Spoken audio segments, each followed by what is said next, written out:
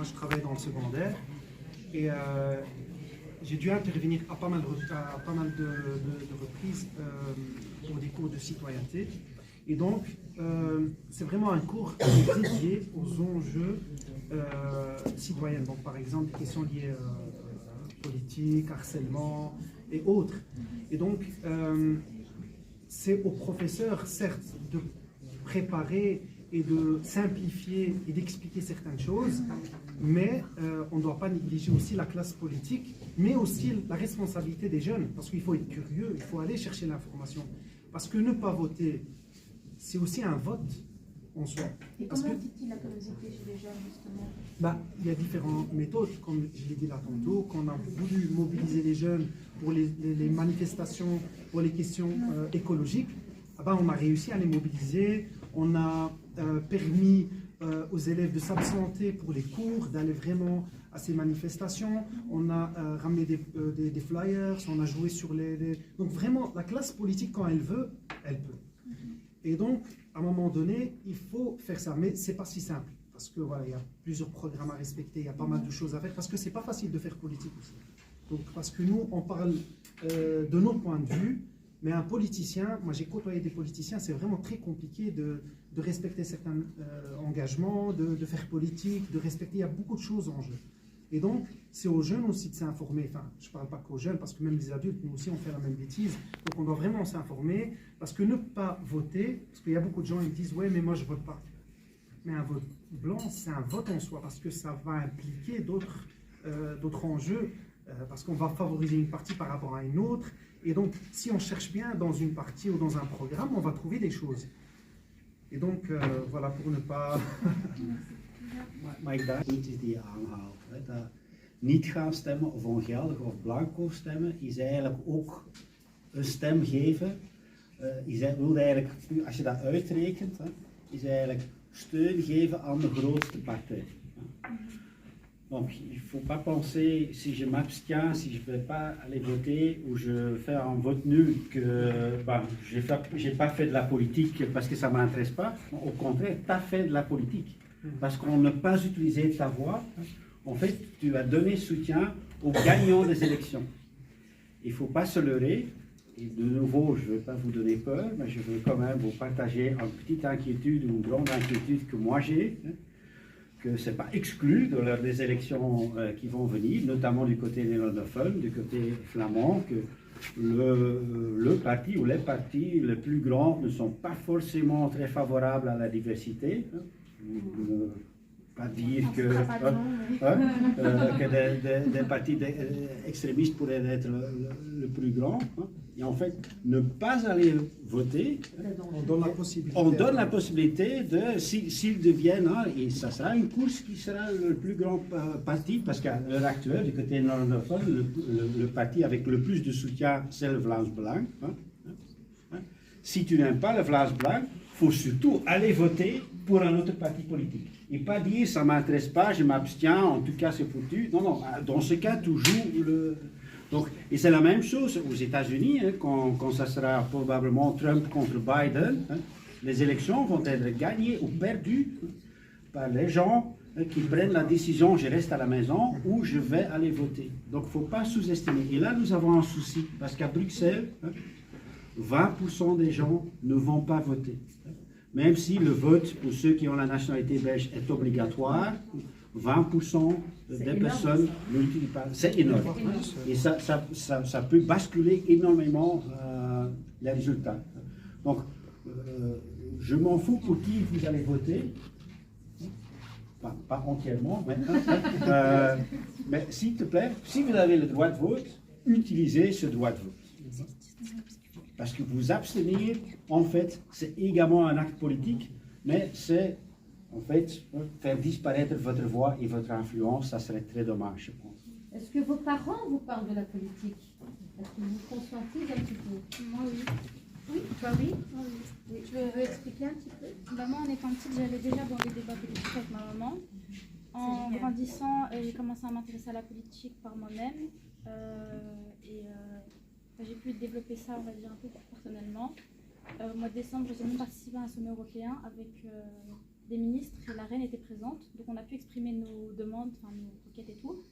Ça a été entendu. On verra si ça va changer avec les élections qui arrivent. Et je pense que, en fait, en Belgique, on a la chance d'être quand même assez éduqués, on va dire, par rapport à la politique, comparé à certains autres pays qui n'ont pas du tout des cours Mais toi qui es jeune et qui est intéressé par la politique, c'est quoi le conseil que tu donnerais aux autres qui disent ici « Ah, moi ça m'intéresse pas, j'arrive pas à accrocher à la politique Je pense qu'il faut s'y intéresser parce qu'il y a des choses que vous allez découvrir en grandissant. Par exemple, cette année, ou l'année passée, je ne sais plus trop quand, il y a un décret qui est passé pour les universitaires et les hautes écoles. Et il faut savoir que ça... pour les crédits par rapport à ça. Il faut savoir qu'il y en a beaucoup qui sont... Défavorables.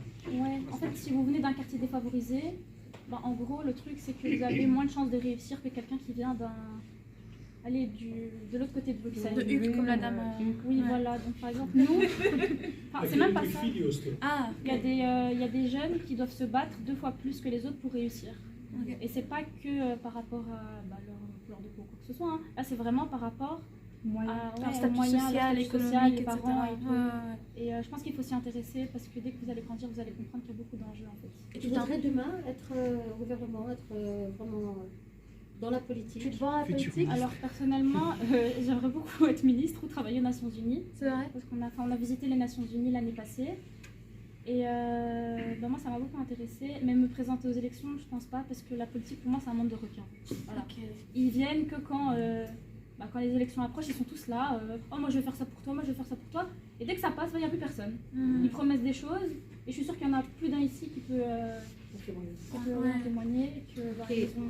On va lancer une capsule. On va lancer des jeunes qui vont nous parler de comment eux s'informent sur la politique. Les jeunes? Oui, les jeunes. Ok. Ingelicht. Ik denk in juni, in mei of juni worden de verkiezingen gehouden. Ik ga voor het eerst dan moeten gaan stemmen. En ik heb zoiets van, ik wil gaan stemmen, want ik wil mijn stem gebruiken.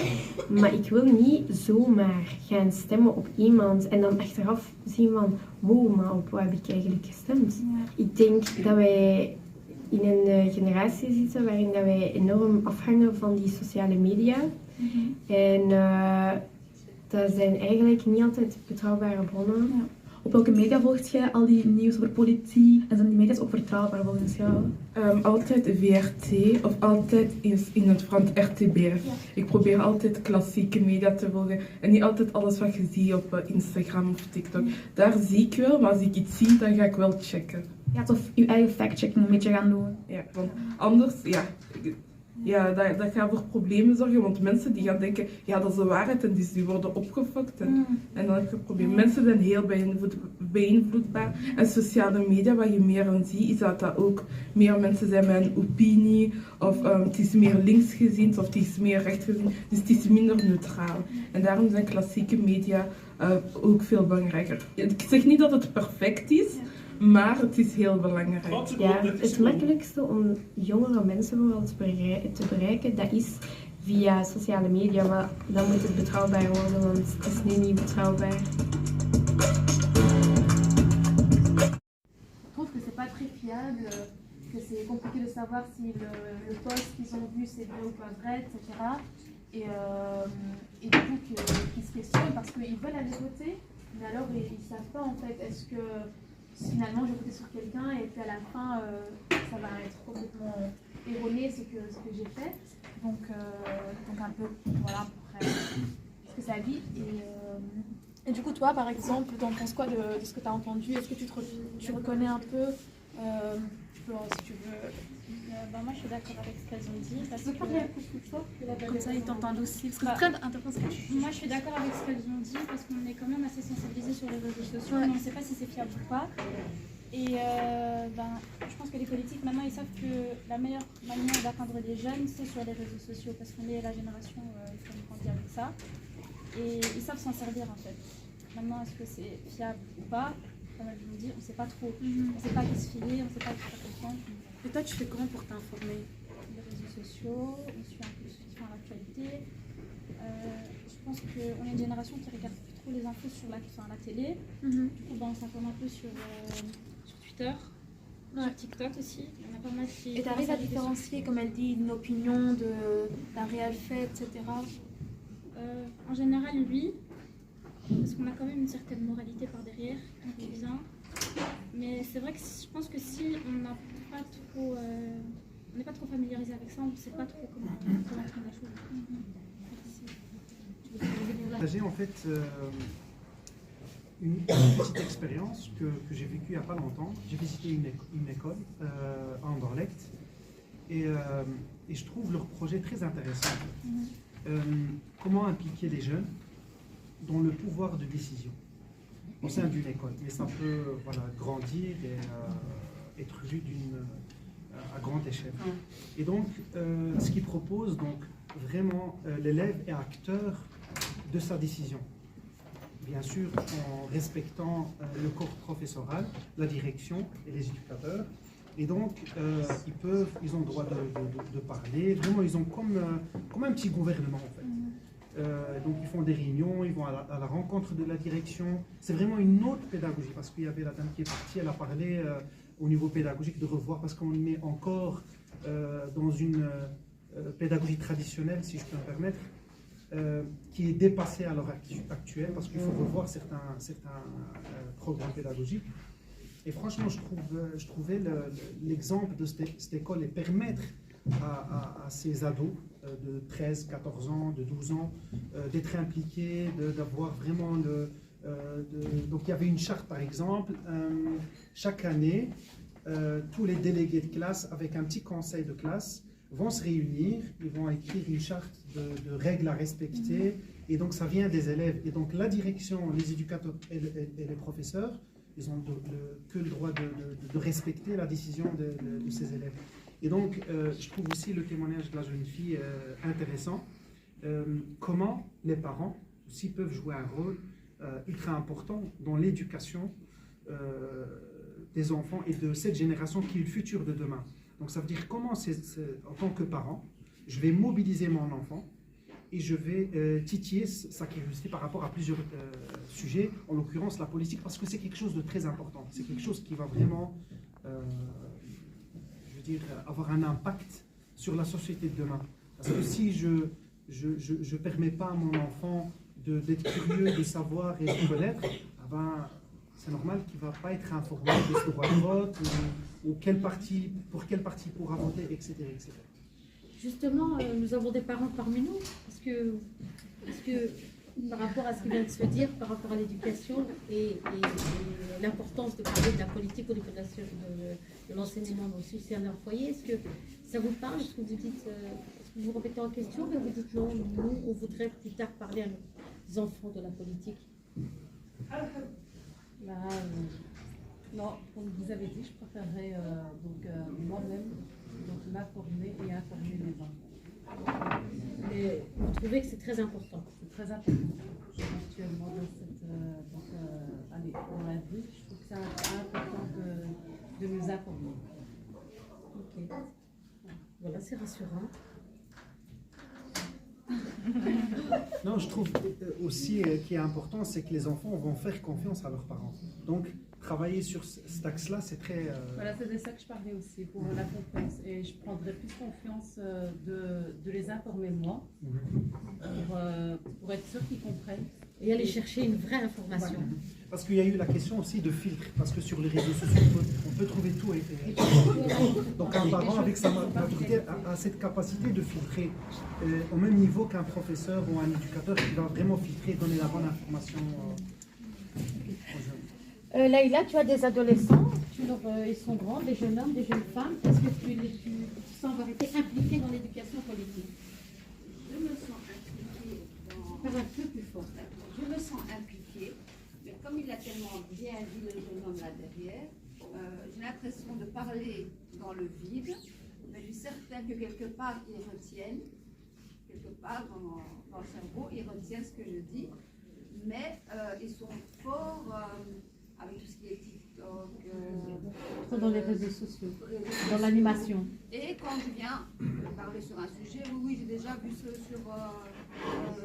Insta, oui, on a entendu parler par et je leur demande de m'expliquer. Expliquez-moi un peu qu'est-ce que tu as compris sur ce sujet-là ou sur cette information-là. C'est vrai que des fois, ils m'apportent des bonnes informations, des fois je les corrige en disant non, c'est pas comme ça que ça s'est passé, ou c'est pas comme ça que ça se passe, c'est pas comme ça que ça se déroule, j'essaie quand même, mais malheureusement, à l'école, quand je leur demande, est-ce qu'à l'école vous n'en parlez pas, ils me disent non. Ça, c'est les adolescents, ceux qui ont 18 ans, 19 ans. Maintenant, l'autre qui a 13 ans, la semaine passée, il y a une quinzaine de jours, ils ont été au Parlement européen. Ils ont été de proches, approchés des conseillers communaux. Et là, lui, il m'a fait quelques sujets. On a été voir des messieurs qui parlaient de la politique, de la santé, des soins. Donc il a fallu que l'enseignement leur parle et ils étaient plus intéressés que quand la maman parle à la maison. Exactement. Des grands. Le petit, voilà. C'est ces deux générations de 13 ans. Ils sont bien dedans. Les adolescents, les autres, jamais aucun des deux m'a dit on a été au Parlement où on a parlé de la politique, on a parlé des problèmes, chômage, on a parlé. Moi, oui, j'essaie un maximum de leur expliquer que le monde de demain, c'est vous. Nous, c'est fini. On a fini, on a fait notre travail. Le monde de demain, c'est vous. Informez-vous, essayez de comprendre et essayez d'avancer. On va essayer. Maman de combien d'enfants? Des grands-enfants, adolescents? Alors, moi, je suis maman de 6 enfants. 24 devant la caméra. Des adultes et des adolescents. Personnellement, j'avoue que j'ai jamais parlé à mes enfants de politique. Parce que moi-même, je Parle un peu plus fort pour qu'on arrête de faire du bruit pour pouvoir entendre. Donc, je disais que personnellement, j'ai jamais parlé à mes enfants de politique parce que moi-même, je ne me suis jamais trop intéressée peut-être à, comment dire, on a trop d'attentes et on n'a pas ce qu'on veut vraiment. Donc du coup, en tant qu'adultes, nous-mêmes, on se les intéresse. Donc après, on est pris par plein de choses et du coup, personnellement, j'en ai pas parlé à mes enfants. Eux t'en parlent aujourd'hui? Il y en a une ici à côté, donc peut-être oui. qu'il pourra dire quelques mots. Non, ils ne parlent pas du tout politique. Mais est-ce qu'ils s'y intéressent? En fait, ils n'ont pas envie de parler de ce genre de choses en dehors de l'extérieur. Mais ils vont aller voter, tu les Bien pousses sûr. à aller voter? Bien sûr. Vous parlez sans dire Oui, de nom en ce d'un moment, parti, on d'un parle personnage de ça, qui mais puisse vous personnellement, représenter? on ne sait pas trop qui on va voter. Ok. Voilà. Donc, je laisse la parole à ma fille. Ok. Oui. Jamais parlé politique, même à la maison on ne parle pas politique, ça ne m'a jamais vraiment intéressé ici. Je trouve qu'on dit aussi beaucoup que voilà, il faut intéresser les jeunes à la politique, mais on ne fait rien pour nous intéresser. Donc je rebondis sur ce qu'il a dit là tantôt. Il a dit, oui, je ne sais plus exactement ce que tu as dit, mais il a dit comme quoi on ne fait rien pour nous. On est toujours en 14-18, il disait. Oui, voilà, exactement. C'est qu'avant, il y avait des chars, des majorettes, tout ce que vous voulez, mais maintenant, il n'y a plus rien. Donc en fait, il n'y a rien qui nous rappelle, on va dire, qu'il y a ces élections, qu'il faut voter, qu'il faut se renseigner. Il faut un peu se mettre aussi à la place des jeunes et que voilà, le temps change, que les jeunes ne sont plus comme les jeunes d'avant. Et que, bah voilà, moi, ça m'est déjà arrivé de tomber sur des parties qui sont sur TikTok. Et ça m'a intéressé, je me suis arrêtée, j'ai regardé. Mais tu n'en vois pas beaucoup. Et tu te dis que c'est bien quand même que tu en as certains qui se mettent un peu à la place des jeunes. Mais voilà. Après, voilà, c'est mon avis. Personnellement, on n'a jamais initié à la politique. Et encore maintenant, ça ne m'intéresse pas vraiment. Mais je me dis que en vous écoutant, c'est plus qu'important. Et qu'il faudrait quand même un peu plus s'intéresser à ça. Mais voilà, je trouve qu'on dit beaucoup que c'est les jeunes. On s'intéresse. Et quand on a une telle attitude, comme une activité comme on a maintenant, ça aide à mieux se renseigner et se mettre dans une position d'être résoudre. Mais le pire scénario, c'est qu'on s'écoute plus, qu'on hurle, qu'on pense juste à soi-même, qu'on n'est pas dans une entente citoyenne. Et je pense que c'est un travail quotidien. Pas juste au moment des élections. Et que là, c'est vrai qu'on doit parfois se méfier un peu si on vient juste inciter les patients et demander ton avis quand c'est pour aller voter, ça devrait être un travail continu. Et là, je suis très content que vous avez ces débats, ces podcasts, ces réflexions, parce que ça, c'est en fait jouer son rôle de citoyen, c'est également faire de la politique et c'est autant important que participer aux élections. En fait, c'est une éducation permanente. On peut lancer le prochain. Le défi, c'est qu'on a encore un bon petit quart d'heure et qu'on va sortir avec des perspectives futures. Et ça, c'est rendre conscientiser les jeunes à ce qu'ils puissent aller voter le 9 juin de manière intelligente. Mon point de vue par rapport à la politique, mon point de vue, c'est que je trouve que les politiciens ne sont pas assez actifs sur le terrain. Il y a la problématique de l'emploi, déjà. Que ce soit pour nos jeunes ou que ce soit pour d'autres personnes qui n'ont pas de diplôme. C'est vraiment difficile de trouver un emploi au jour d'aujourd'hui. Vraiment, vraiment, vraiment. Il y a vraiment des problèmes par rapport à ça. Voilà, tu as bien vu avec mon fils pour un job étudiant comment c'est catastrophique. Par rapport à ça, mon petit frère il est en décrochage scolaire pareil pour trouver un travail. Mais voilà, c'est compliqué. Pour le projet, comment on appelle ça, l'article 60, ben, il faut attendre un délai d'1 an. Voilà, des trucs comme ça qui sont vraiment pas... voilà, je trouve que les politiciens ne sont pas assez actifs à ce niveau, au niveau de l'emploi. Deuxième chose, il n'y a pas assez de suivi pour les jeunes. Bon, c'est les parents qui doivent éduquer, certes, mais je trouve que oui, il y a des maisons de jeunes, etc. Mais je trouve qu'il faudrait y avoir des ASB ou des endroits où on pourrait initier les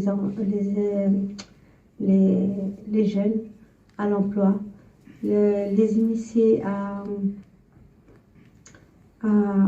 montrer leur talent. D'ailleurs, si je peux dire quelque chose, nous avons eu 2 drames dans nos vies. C'est celui des attentats à Bruxelles et le corona. Les attentats, la leçon était à aussi créer l'écart entre les jeunes et les politiques et la police, qui a fait qu'il y a eu la défiance et juste un système de contrôle qui a été installé et qui n'était pas gratuit, qui était beaucoup d'argent, et notamment beaucoup d'investissements au niveau sécuritaire, mais c'était une sorte d'oppression. On voyait des chars et l'armée dans tous les points de Bruxelles.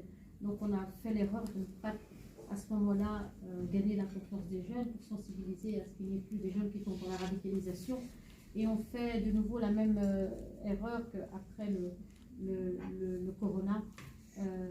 On n'investit pas assez en ce qui concerne la santé mentale de manière préventive ou même curative par la suite, où des gens sont encore traumatisés de ces drames que la première, deuxième et troisième génération ont subi. Alors, que faut-il faire? Pourquoi est-ce que toutes ces signaux d'alarme n'ont jamais été assez forts pour secouer et dire voilà que la priorité des priorités? Madame parlait des associations. On voit que tu as un grand rôle et que tu es très engagé, mais qu'est-ce qui manque? Sincèrement, ce vocal m'a beaucoup parlé parce que ça reflète malheureusement une vraie réalité de terrain. Et je suis confronté au quotidien parce qu'il y a vraiment un fossé entre la réalité de terrain et ce que les jeunes demandent et subissent au quotidien. Au niveau de la discrimination, j'ai des jeunes qui me demandent des fois de rédiger un CV, une lettre de motivation, donc je les aide. On essaie de trouver un job étudiant, mais malheureusement, refus après refus après refus. Et j'ai pas envie de perdre espoir parce que j'ai envie de dire à ce jeune, accroche-toi, il y a de l'espoir, tu peux travailler, tu peux goûter à cette responsabilité, etc. Mais malheureusement, il n'y a pas. Au niveau des associations, j'ai beaucoup travaillé dans le secteur associatif et malheureusement j'ai vécu pas mal d'incidents des jeunes avec des responsables ou, si je peux me permettre, la classe politique.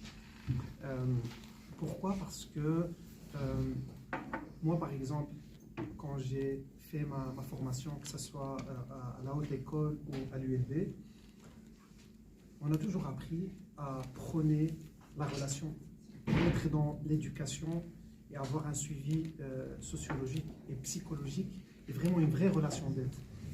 Et c'est ce qui va permettre de gagner cette confiance par rapport aux jeunes. Parce que le jeune, il a besoin en fait de cette confiance. Or, quand tu intègres une institution, donc il y a ce ROI, donc le règlement d'ordre intérieur, où il y a des règles qu'on doit respecter malheureusement, et on doit rentrer dans des cases. Donc à un moment donné, on est confronté en tant que professionnel de l'éducation à deux positions. Est-ce que je vais prôner le relationnel ou la sanction?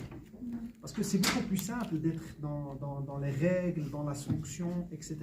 Et c'est très compliqué de quitter cette zone de confort, parce que c'est une zone de confort, et d'aller vraiment vers le relationnel. Parce que ce qui implique écouter l'autre, s'intéresser à ses problèmes, le prendre en main. Et c'est ce qui manque, parce que ce que vous venez de dire par rapport au radicalisme, par rapport à cette fracture entre les jeunes et la police, on a vu cette violence, etc. Pourquoi? Parce qu'on a tendance à diaboliser les jeunes et ne pas les comprendre. Et avec la discrimination, il y a plusieurs partis maintenant qui osent dire des choses. Des fois, quand j'écoute, je suis moi-même choqué, parce que ça incite à la haine et à forger cette fracture. Et comment faire? Très bonne question. D'ailleurs, il y a plusieurs maisons de jeunes, maisons de quartier, parce que j'ai beaucoup travaillé en collaboration avec ces institutions. On a tendance, et sincèrement, et je le dis, je profite de cette occasion, à vraiment chercher les chiffres. Vraiment, combien de cas, combien de personnes. Et donc, des fois, les éducateurs de rue ou les animateurs, au lieu de s'intéresser vraiment à la relation, parce qu'une relation, elle prend beaucoup plus de temps, ah ben, on va vite mettre dans des cases et vraiment avoir des résultats, parce qu'on doit proposer à la direction des chiffres. Alors, entre les chiffres et le vrai travail de terrain, c'est deux mondes différents. Par exemple, dans l'enseignement. Moi, je travaille dans l'enseignement et j'aime beaucoup le relationnel. Être sur le terrain, comprendre le jeune, lui apporter une aide, s'intéresser, parce que je travaille avec la systémie. Et donc, vraiment travailler avec la famille, avec les amis, vraiment mettre l'individu vraiment dans un système.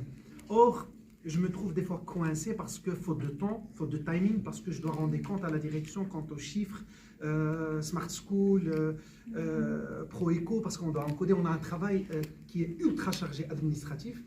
Et il y a une vraie demande des jeunes. Et donc des fois on est entre les deux, tiraillé entre les deux. Est-ce qu'on doit faire plaisir à la direction ou vraiment apporter cette aide aux jeunes qui sont en demande? Plus qui se rajoute en fait aux professeurs, pas qu'aux professeurs, vraiment, c'est vraiment tout je veux dire, le donner un travail de proximité, de profond avec... Donc moi, ce que je demande, par exemple, vu qu'on parle d'un débat politique, c'est d'octroyer plus de soutien, de budget, parce que maintenant, voilà, on profite les élections. Ah ben, les jeunes, les adultes, les seniors aussi, on doit s'intéresser au programme. Quelle est la partie qui va proposer plus de programmes éducatifs en termes de job étudiant, travail, des plans, logement, vraiment des vrais programmes. Et vraiment aller chercher et s'intéresser, peut-être qu'on pourra changer on l'espère. la société. On peut lancer la prochaine partie? Molenbeek, aujourd'hui le thème n'est pas moins important à l'approche des élections, la politique. Qu'est-ce que cela veut dire pour Fatima? Bonjour Fatima. Bonjour Malika. Merci d'être venue à notre émission Télé Molenbeek. Avec plaisir, vraiment ça fait plaisir. Est-ce que vous savez de quel thème nous allons parler aujourd'hui? C'est le politique. Oui. Le politicien. Le politicien. Et justement, quand vous entendez ce mot-là à l'approche des élections, ça vous parle? Et moi, je crois le 9 juin, je vais pas aller voter. Ça sert à rien. Pour moi, personnellement, c'est de menteur. Toujours il promet, il faut rien. Si demain vous étiez Premier ministre, quelle est la première chose qui vous vient pour vouloir changer la politique et votre quartier et votre commune? L'égalité pour tous, mais la vraie égalité. L'égalité pour les Blancs comme pour les étrangers. Tu sais, quand tu t'appelles Fatima ou Zahra, tu as habité, pourtant tu es deuxième génération, on ne peut même pas dire émigré ou là, non, les enfants à l'immigré. Nos parents, ils ont dit, oui, monsieur, merci madame. Nous pas, on a la tête haute, on est fiers. Mais je te jure, viens dans ma vie un jour, tu vas savoir c'est quoi les difficultés pour les étrangers. L'égalité pour tous. Pourquoi il a des gens, ils viennent comme ça, les pays en guerre. Et pas de problème, t'es la guerre, t'as un danger là-bas, pas de problème, tu peux venir. Marhaba, comme on dit, bienvenue. Mais pourquoi les venir tout de suite on donne le logement? Moi, ça fait 25 ans que je suis sur la liste du logement social. J'ai 4 enfants, je paye 1200 € le loyer. 30 secondes. Et tout de suite, c'est pas que je suis jalouse. Hein. Là, ça c'est comme on dit chez nous, c'est de eux. C'est une forme de racisme masqué. Forme, j'essaie de comprendre, forme de racisme masqué. Oui, ça veut dire vous êtes immigrés ici en Europe. Vous avez déjà le luxe dans l'Europe. Laissez les autres qui sont venus en guerre, comme ils sont traumatisés ou quoi. Il faut les réparer tout de suite et les aider tout de suite pour qu'ils oublient les traumas. On n'a pas la guerre, alhamdoulilah. Mais on a aussi les soucis, des factures qui ne sont pas payées. Les enfants sont grondés, de plus en plus de divorces, de plus en plus de mamans tout seules avec les enfants. Vous avez difficile, la santé de votre portefeuille va mal. Mais bien sûr. Merci d'être ici à notre émission TV Mollem. Nous sommes ravis de vous recevoir. Vous avez 54 ans. Vous vivez dans la commune de Molenbeek, si je me trompe. 1080, oui. 1080. Et vous travaillez. Je suis chef d'entreprise. Chef d'entreprise. J'ai créé mon entreprise tout seul. Tout seul. Quand je suis venue ici à pays. Très bien. Ben justement, on va parler un peu de vous. Mais vous savez que vous êtes invité et que nous allons traiter le... Très bien, madame. C'est le 9 juin. J'ai dit déjà que je sais pour qui je vais voter. Mais ne le dites pas. Non, je ne vais pas le dire, parce que c'est secret, hein. C'est secret, madame. C'est ça, mais j'entends que vous êtes engagée. Bien évidemment, hein. J'ai mes intérêts ici, hein. Je fais travailler mon entreprise ici en Belgique, je paye mes cotisations, NSS, charges patronales et tout. Les seules choses qu'il faudrait, c'est de commencer par diminuer toutes ces charges et encourager à vivre dans l'entreprise. Il y a beaucoup de faillites. Et la politique, elle n'aide pas. Hein. Elle n'aide pas. C'est pour ça que mon avis par rapport à la politique, vraiment, ils n'aident pas. Donc vous êtes, en tant qu'entrepreneuse, vous êtes un peu déçue de la politique à ce moment-là. On charbonne comme ça des jours et des jours et des jours pour donner parfois les 3/4 de tes revenus à l'État. Ah oui. Et on taxe. On taxe de la même manière, madame, excusez-moi, on taxe de la même manière les riches comme les pauvres. Il y a quelque chose qui ne va pas. Hein. Déjà que les riches ont beaucoup d'avantages. Ils s'enfuient avec leur argent là, dans les paradis fiscaux. Là. Hein, ils croient qu'on ne sait pas. Et les politiciens couvrent ces gens-là. Mais nous, les petites entreprises, tu fais pas de travail, tu es mort. Hein. Votre téléphone vibre. Oui, mais attendez, je vais voir. Si c'est un fournisseur, je réponds. Si c'est quelqu'un, si c'est... Nous sommes en émission. Oui, non, mais je ne vais pas cesser de travailler parce que je suis ici à l'émission. Hein. Si c'est un fournisseur ou un client, moi, je dois répondre. Hein. C'est mon gagne-pas, hein, madame. J'entends. Ça peut attendre. Vous disiez? Si vous êtes demain Premier ministre, que feriez-vous? L'égalité pour tous. L'égalité pour tous. Que les riches soient taxés en fonction de leurs revenus, comme nous. Ça remplira les caisses de l'État. On pourra ainsi donner